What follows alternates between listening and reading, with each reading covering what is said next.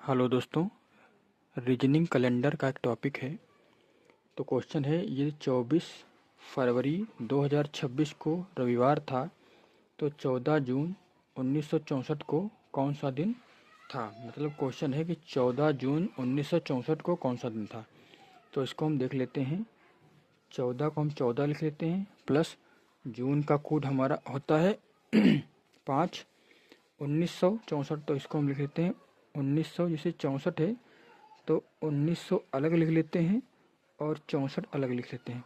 अब 1900 से ऐसी कौन सी छोटी संख्या है जो 400 से कट जाए, तो 1600 है। ठीक, 1600 है जो 4 से कट जाएगी। ठीक, 1600 4 से कट जाएगी, तो इसका मतलब होता है इसका 1600 की वैल्यू 0 है।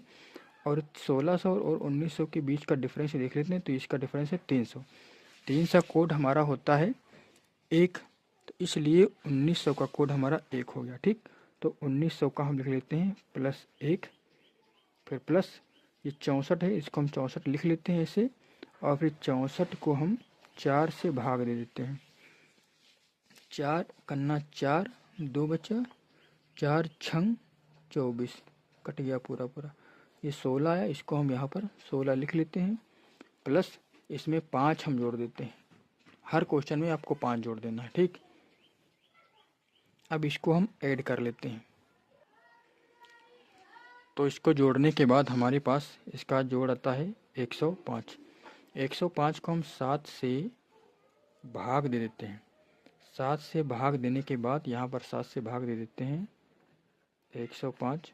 7 इकन्ना 7, 3 5 उतार लिया, 7 पचे 35, मतलब 0 शेष आया। शेष 0 आया, तो इसका मतलब 0 शेष है, तो शेष 0 पर हमारा रविवार होता है। ठीक, तो इसका आंसर हो गया रविवार।